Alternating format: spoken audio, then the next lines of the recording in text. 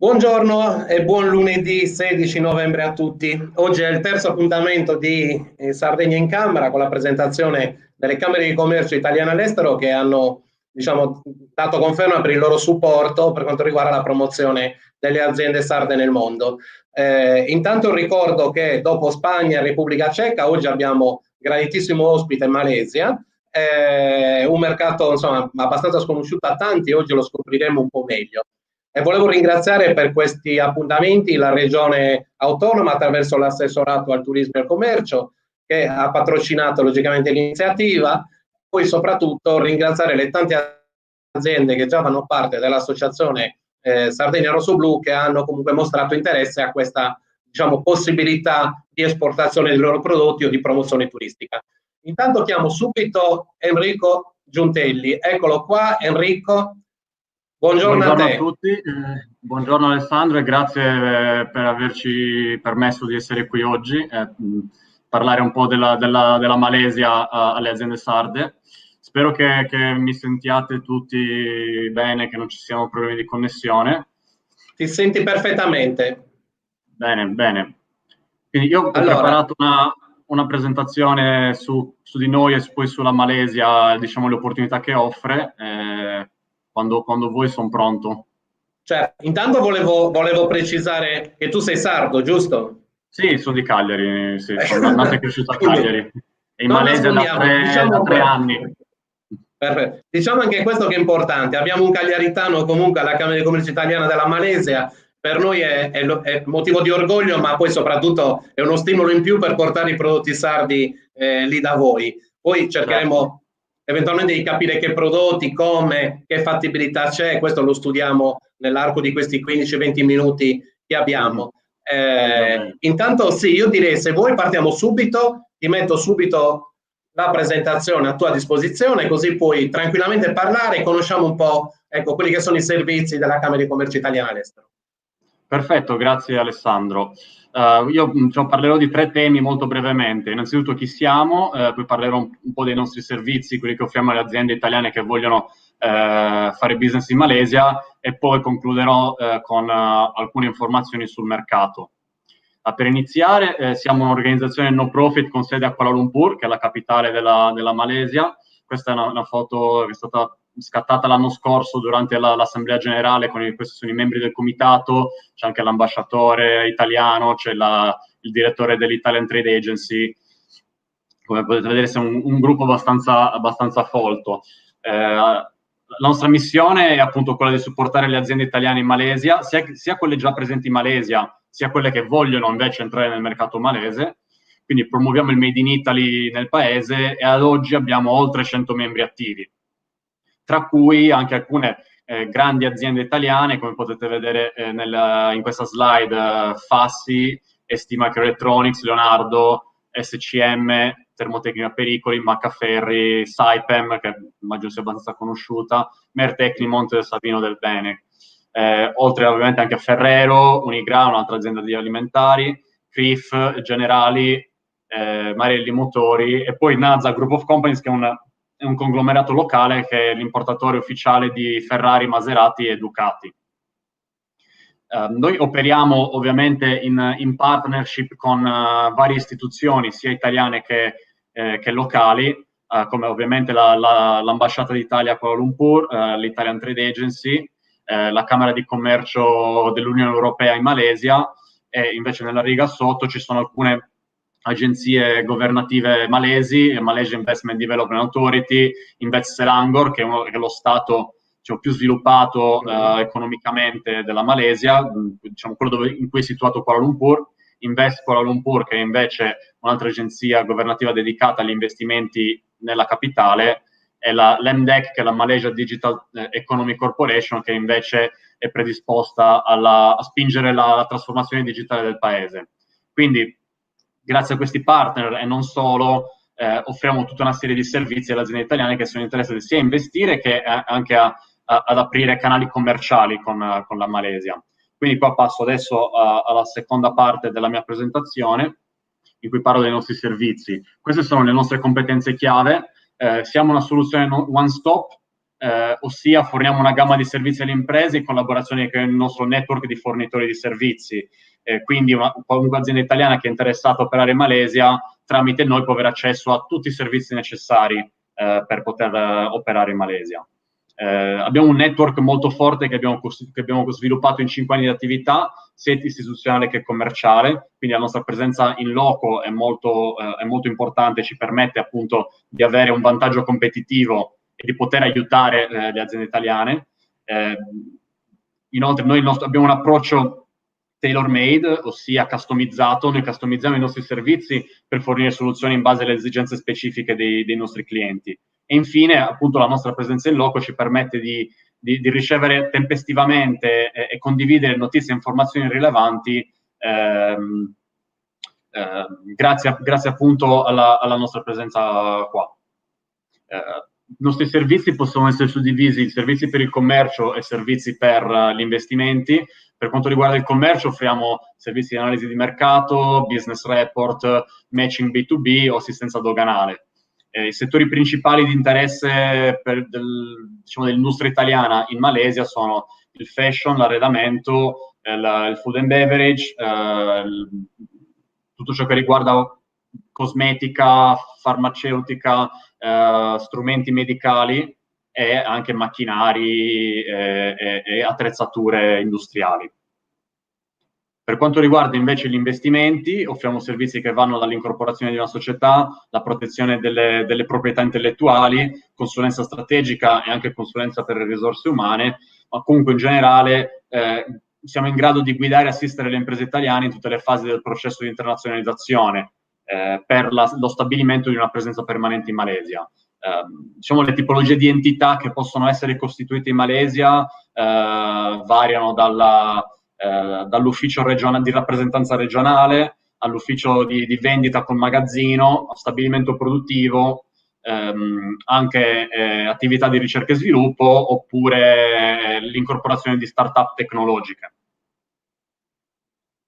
Quindi questa è la prima parte. Adesso lascio di nuovo la parola ad Alessandro prima di parlare della Malesia.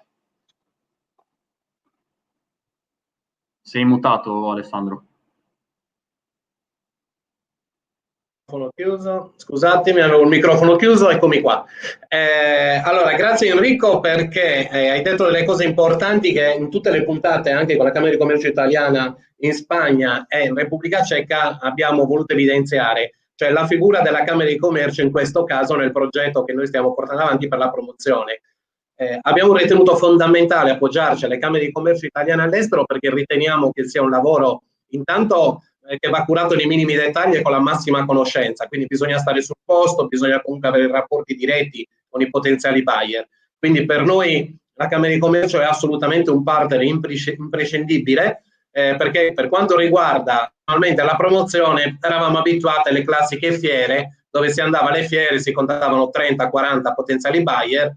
Diciamo che normalmente si rientrava dalla fiera con un pugno di mosche perché è difficilissimo chiudere contratti commerciali, soprattutto se non si conoscono, diciamo, le zone, le abitudini e le situazioni, soprattutto in questo caso Malese, che per noi è abbastanza sconosciuto. Quindi a maggior ragione abbiamo bisogno... Soprattutto i mercati lontani come la Malesia, ma in generale i mercati asiatici hanno appunto il problema della distanza e il problema della difficoltà nel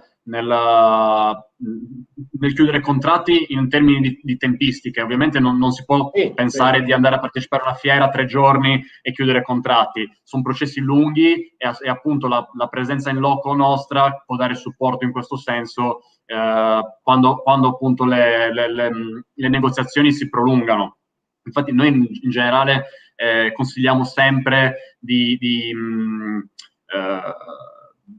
pensare a una presenza fissa dell'azienda in Asia, può essere anche presenza in un paese con la quale poi si gestiscono tutti i paesi limitrofi, però comunque una presenza fissa che può essere anche esternalizzata e data in mano alla Camera di Commercio è sicuramente un vantaggio quando si vuol fare business in questi paesi.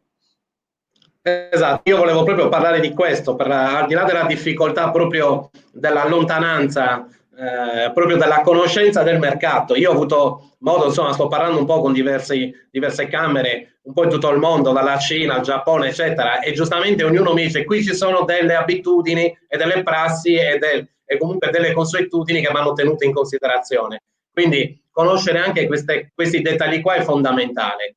Quindi il progetto nostro si basa sulla collaborazione locale delle Camere di Commercio Italiane all'estero, ma per questa necessità, ma perché riteniamo che sia essenziale farlo.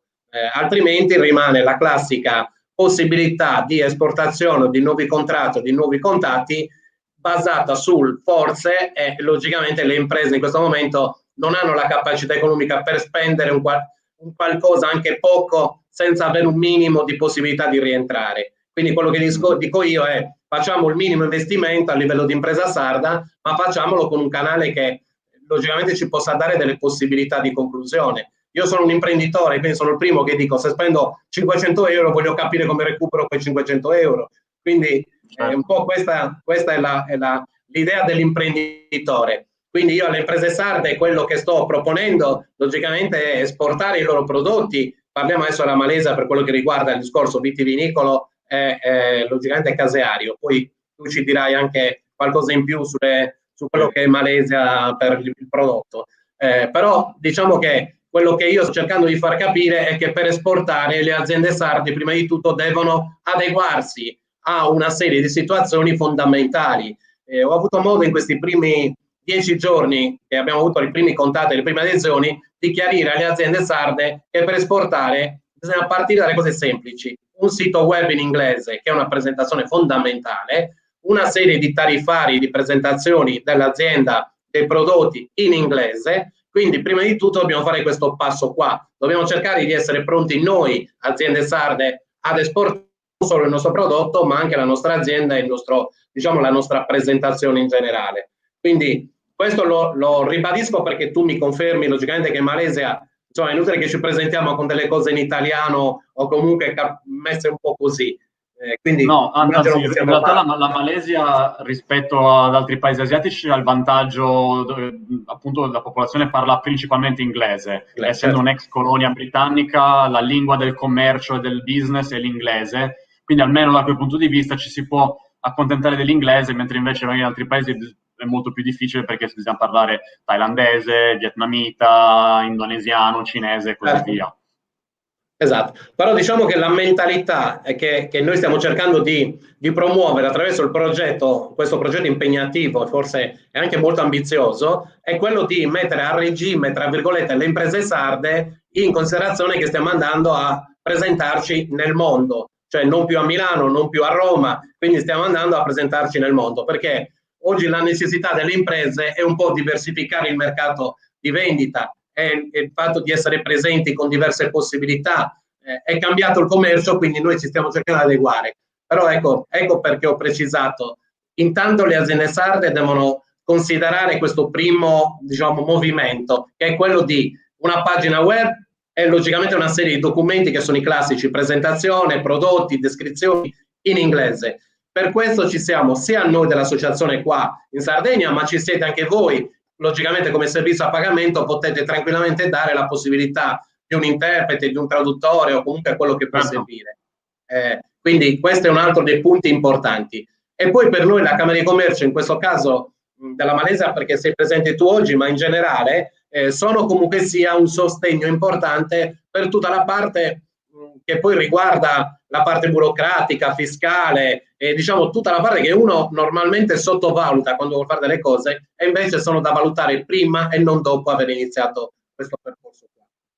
Esatto. Quindi questa è la logica del nostro accordo e diciamo, del programma che prevede proprio la vostra presenza. Allora, se voi andiamo avanti con la seconda parte, ci presenti un po' la Malesia, ci dai qualche informazione in più. Certo, adesso eccoci qua. Quindi questo è un po' uno snapshot della Malesia molto in breve, immagino che non sia un paese particolarmente conosciuto, giusto per dare un'idea, si trova tra Singapore e Thailandia, che sono due paesi solitamente più conosciuti. Cioè, la Malesia in Italia è famosa per per Sandokan. Esatto. In effetti, ancora oggi ci sono i pirati in giro per il mare, però in realtà è un paese già in via di sviluppo, quasi considerato come un paese sviluppato, con una popolazione di quasi 33 milioni di abitanti, 4 lingue parlate, come dicevo prima, l'inglese, il malese, che è la lingua ufficiale del paese, ma anche il cinese e l'indiano, vista la forte presenza di immigrati cinesi e indiani del passato, quando ancora la Malesia era una colonia inglese, che sono poi diventati a tutti gli effetti cittadini malesi. Giusto per dare un'idea, si tratta circa di un 65% della popolazione malese musulmana, un 25% della popolazione di etnia cinese e quasi un 10% invece di etnia indiana. Kuala Lumpur è la capitale con 8 milioni di abitanti, il PIL del 2019 è stato di 313 miliardi di euro, con una crescita del 4,3% e un tasso di disoccupazione del 3,3%. Ovviamente quest'anno le condizioni non sono ottimali in tutto il mondo, è inclusa anche la Malesia, però c'è da dire che al momento sono riusciti più o meno a contenere lo spread del virus del paese, e l'anno prossimo dovrebbe esserci un buon rebound dal punto di vista del PIL e dell'economia.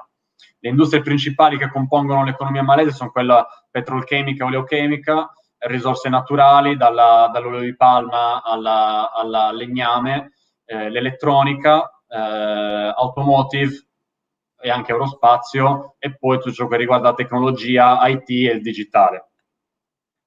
È importante considerare che la Malesia è situata in una posizione strategica in ASEAN, quindi l'ASEAN è l'associazione dei paesi del sud-est asiatico, la popolazione nel 2020 che ha raggiunto i 650 milioni di abitanti, con un'età media di 29 anni, quindi una popolazione molto giovane.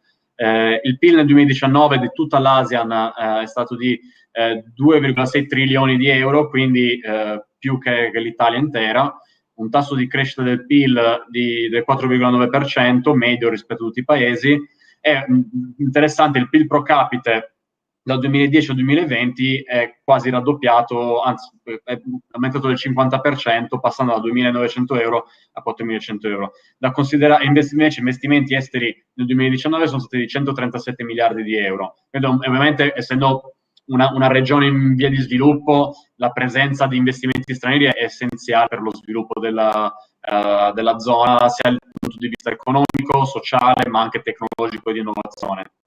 Da considerare ovviamente che rispetto all'Europa l'ASEAN è un po' diversa, nel senso che ci sono degli accordi commerciali e politici, ma non c'è una completa integrazione dal punto di vista doganale, quindi non c'è il libero scambio di merci e di persone. E da considerare inoltre che i paesi che compongono l'ASEAN sono molto diversi. Si passa da Singapore, che è una piccola città-stato con un reddito pro capite altissimo, a paesi invece medi come Thailandia e Malesia, a paesi invece ancora con un livello di sviluppo molto basso come la Cambogia o il Laos, e altri paesi invece in forte sviluppo come il Vietnam, le Filippine e l'Indonesia. La Malesia offre vari vantaggi alle imprese straniere, infatti è stata classificata al 12° posto dalla Banca Mondiale nel 2020 per la facilità di fare affari, un report che si chiama in inglese Ease of Doing Business. Per le imprese straniere in particolare questo include la possibilità di possedere il 100% del capitale societario, il rimpatrio del 100% degli utili generati nel paese e anche la possibilità di assumere stranieri.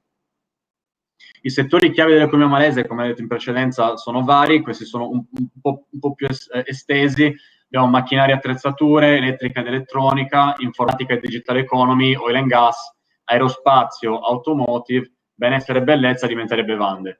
In generale questi sono i settori in cui l'Italia è presente ed è molto forte, tutti quanti, principalmente in realtà per quanto riguarda l'export, macchinari, attrezzatura elettrica e elettronica, c'è un forte interscambio tra i due paesi, così come anche oil and gas e aerospazio. L'alimentare, bevande, benessere e bellezza sono mercati ancora abbastanza di nicchia, perché comunque è un paese piccolo da 30 milioni di abitanti, però è in forte crescita. Considerando le aziende sarde, dove operano le aziende sarde principalmente, abbiamo deciso di concentrarmi sul settore dell'alimentare e delle bevande. Queste sono più o meno le 5 categorie di prodotto più popolari in Malesia per quanto riguarda il cibo, popolari nel settore dell'horeca, quindi hotel, ristoranti e caffetterie, ma sono sempre più richiesti anche nella grande distribuzione, soprattutto quest'anno, dove per via del Covid la gente ha iniziato a cucinare a casa più del solito invece che andare al ristorante. I formaggi più popolari sono ovviamente parmigiano e grana padano, mozzarella, provolone, gorgonzola e pecorino, ma stanno anche molto, molto bene di recente la burrata. Per quanto riguarda invece i salumi, abbiamo, come dicevo, oltre il 60% della popolazione musulmana, però comunque i salumi sono consumati e ricercati come alimenti premium dalla nicchia di mercato. La pasta italiana è presente in tutti i canali della grande distribuzione, ci sono tanti brand disponibili, nonostante la concorrenza indiretta di riso e noodles, quindi le alternative asiatiche più tradizionali.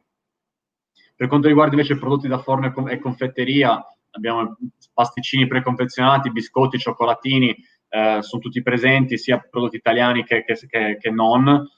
Sono molto popolari i prodotti legati alle festività. Sembra strano, ma il pandoro e il panettone in questo periodo dell'anno qua in Malesia vanno molto forte e si trovano in tutti i supermercati.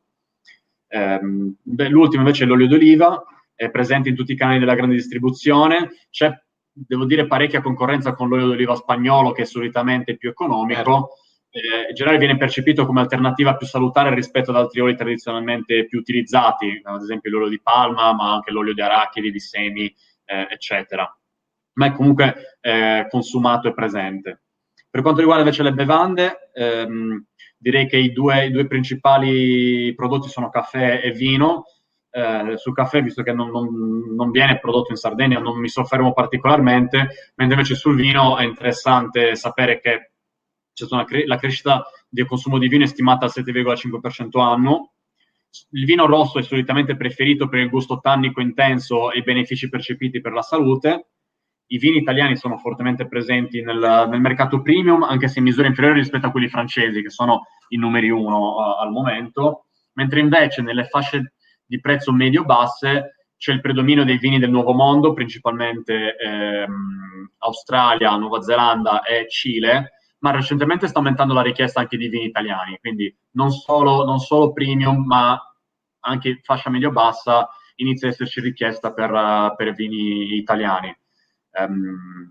Volevo aggiungere sulla questione delle quantità. In realtà, appunto, come ho detto prima, la Malesia ha una popolazione abbastanza contenuta e soprattutto di maggioranza musulmana, quindi il mercato del vino non è ampissimo e quindi le quantità minime che gli importatori richiedono dalle cantine non sono elevate. Questo permette quindi anche a piccole cantine di poter lavorare in Malesia. Diciamo, questo è tutto, questi sono i nostri contatti se qualcuno vuole avere maggiori informazioni.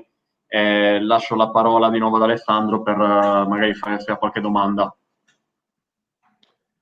Sì, allora, ottima, sì, tutto molto chiaro. Logicamente è un mercato, fra i primi che abbiamo esaminato, che sono la Spagna e la Repubblica Ceca, è un mercato completamente diverso. Quindi dobbiamo capire esattamente la logica di poter esportare i prodotti sardi. Tu sei stato molto chiaro, intanto a rimarcare il discorso che la maggior parte è musulmana, quindi sappiamo già le regole insomma, che esistono in un mercato del genere.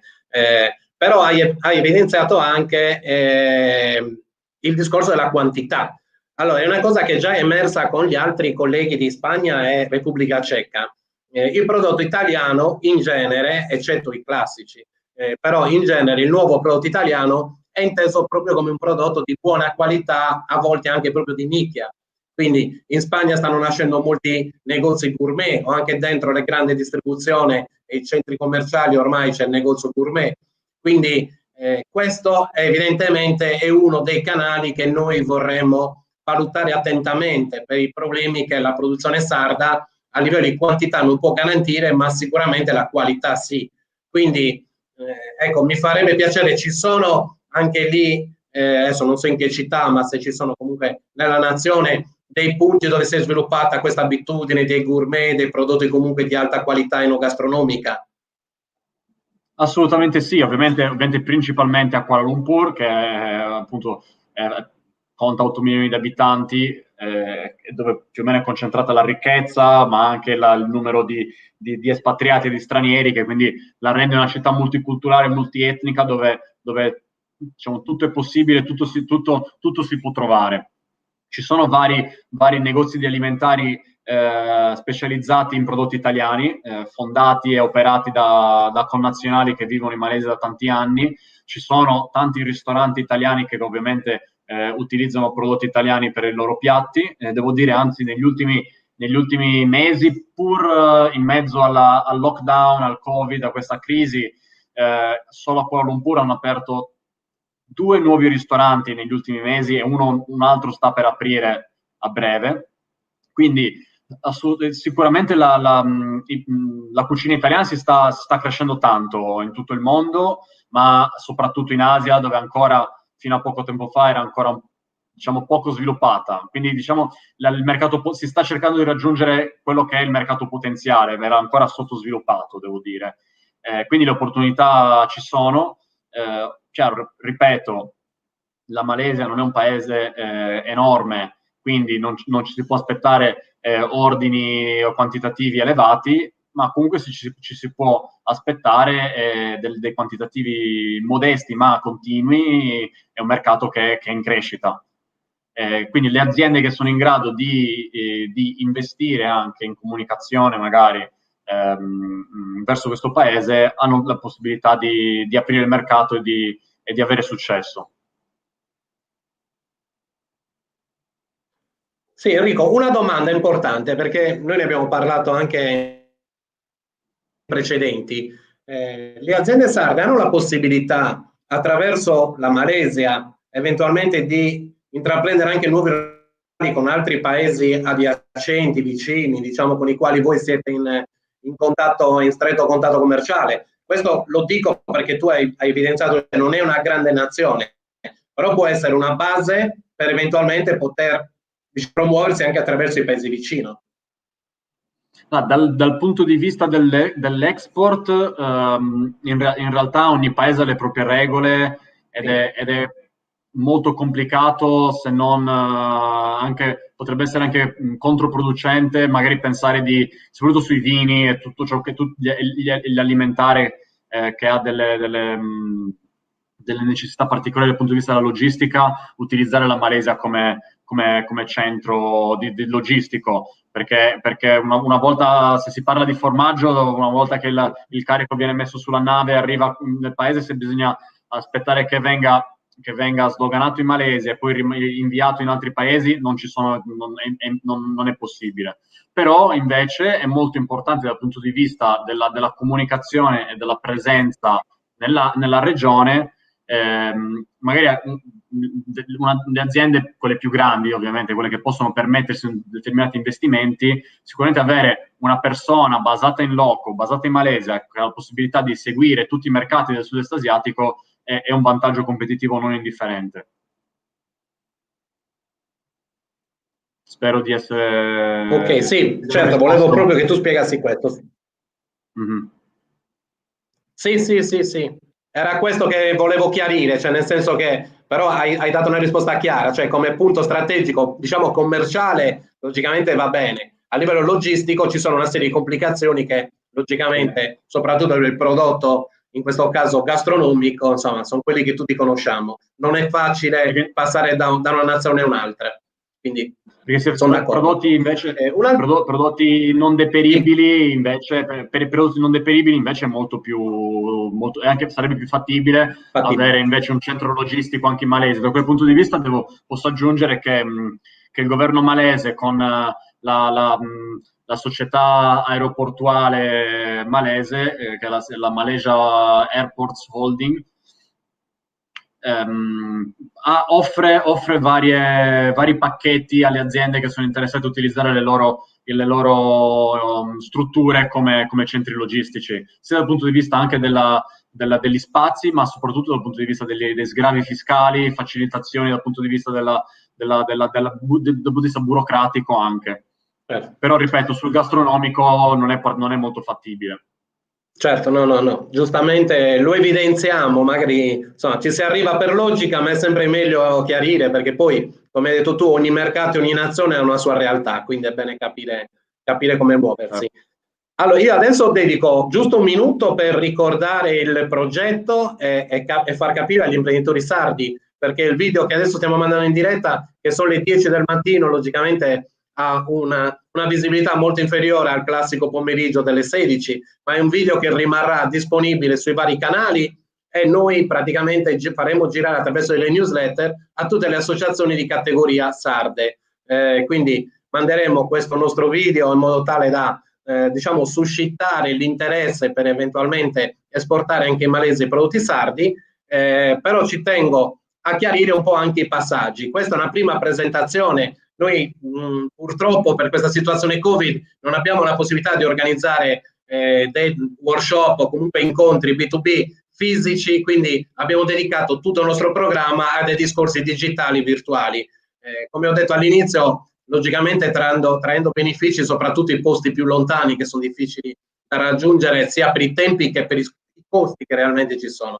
Quindi quello che noi faremo è, dopo questa presentazione, avremo del tempo per selezionare una serie di aziende sarde che rientrano nei requisiti più o meno che si sono previsti e massimo saranno 4 o 5 o 6 aziende, non di più, per settore. Quindi queste aziende noi non faremo nient'altro che una volta che hanno compilato una scheda di adesione disponibile sul nostro sito, valutare insieme alla Camera di Commercio italiana in Malesia, in questo caso qua, se sono interessate al mercato malese.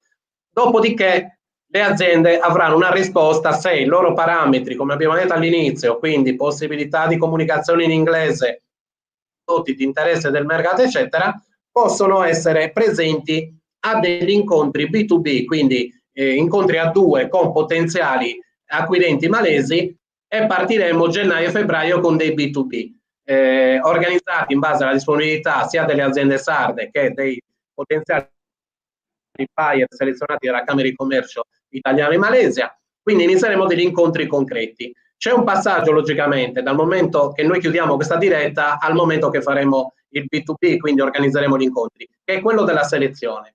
Alle aziende sarde noi non chiediamo, logicamente, sino a che non abbiamo dato un parere positivo che il loro prodotto, che la loro azienda, eccetera, possa avere potenziali buyer in Malesia, non chiediamo nessuna quota di adesione. Ci tengo a precisarlo perché qualcuno sta già mettendo in giro che noi stiamo chiedendo soldi, ok, senza poi dare la possibilità di incontrarli. Allora, vedete sul sito di Sardegna Rosso Blu è tutto molto chiaro. Si paga solo una quota associativa di 10 euro all'anno per far parte dell'associazione. Chi non lo è, logicamente, se l'azienda già fa parte non lo paga. E la quota di adesione ai B2B, quindi agli incontri con i buyer potenziali in base ai profili richiesti, in quel momento ci sarà da pagare una quota di adesione che varia a seconda del mercato, del tipo di attività e comunque sono quote che noi al momento stiamo preventivando senza avere un contributo della regione che abbiamo chiesto ma non è stato ancora approvato. Quindi se la regione ci darà questo supporto economico, le aziende sarde potranno contribuire con dei costi veramente esigui, almeno per valutare la potenzialità del loro prodotto nel mercato malese. Quindi spero essere stato chiaro perché qualcuno già, ma si deve pagare 200, 300, 400 euro. Si paga nel momento in cui la Camera di Commercio malese ci dice questa è un'azienda che qua possiamo trovare dei buyer. Qui è un'azienda che è organizzata per poter esportare il suo prodotto o comunque la sua immagine, la sua azienda. Solo in quel momento noi diamo un ok, sempre di comune accordo con i partner locali. Quindi attenzione perché ci teniamo soprattutto a questo passaggio, molto importante. La nostra è un'associazione non a scopo di lucro, noi quello che interessa è avere associati nell'associazione, tant'è vero che facciamo pagare 10 euro all'anno per tutti i servizi che diamo, proprio per far capire che non è il nostro interesse fare business, ma il nostro interesse è che l'azienda sarda, in questo caso, offre prodotti nei mercati esteri e lo offre attraverso dei partner, in questo caso la Camera di Commercio italiana, logicamente in Malesia, per di più rappresentata da un sardo cagliaritano. Quindi questo è anche un qualcosa in più. Quindi... Esatto, quindi basiamoci su questa logica. Detto questo, io non so se tu, Enrico, vuoi aggiungere qualcosa, altrimenti ci salutiamo e iniziamo il lavoro dietro le quinte. Se non ci sono altre domande, volevo giusto appunto dire, ho presentato prima i nostri contatti, quindi qualunque azienda che vuole maggiori informazioni su di noi, su quello che facciamo, Certo. siamo disponibili per fare anche delle video call senza chiedere nessuna fee, nessun costo di servizio, per dare un'idea più in dettaglio di quello che offre la Malesia e di cosa potrebbero fare qua le aziende sarde. Quindi dal punto di vista di una prima consulenza preliminare la possiamo fare senza problemi, per capire poi come aiutare nel dettaglio ogni azienda, sulla base del prodotto, dell'attività, del business model. E basta. Sì, esatto, questo logicamente lo faremo anche noi, daremo visibilità a quelle che sono le iniziative della Camera di Commercio vostra, sia attraverso il sito, ma anche una serie di newsletter che noi mandiamo. Normalmente in base a quello che è previsto dal protocollo d'intesa che abbiamo firmato, è proprio quello di divulgare i nostri servizi a tutti coloro che vengono in contatto con la nostra associazione. Quindi ci sarà il vostro logo che riporterà la vostra pagina se vogliono maggiori informazioni, quindi lo faremo con molto piacere, anche perché quanto avevamo previsto dall'accordo, insomma, di promozione reciproca. Quindi di sicuro. Enrico, ti ringrazio. Grazie a te, io do appuntamento alla prossima logicamente diretta, che sarà con Londra, quindi lo faremo direttamente con la Gran Bretagna. Poi ci saranno anche altre importantissime dirette, faremo sicuramente col Giappone, gli Stati Uniti, con New York. Abbiamo addirittura anche la Cina in calendario, quindi faremo diversi incontri. Intanto Enrico, grazie ancora, grazie per essere venuto a Cagliari. Grazie a te. Spero di poter tornare fisicamente a Cagliari presto per delle vacanze. Bene, bene, ti aspettiamo e ci mettiamo al lavoro logicamente come abbiamo previsto. Certo. Grazie ancora, buona giornata. Grazie a te, a presto, buona giornata. Grazie. Ciao, ciao, ciao. Bene, chiudiamo la puntata, vi lascio, è una puntata un po' anomala alle 10 del mattino, però insomma ci auguriamo di farne tante altre, considerato il fuso orario, spesso ci troveremo a farle anche alle 8, alle 9 del mattino. Grazie a tutti di nuovo e buona Sardegna a tutti, ci vediamo presto.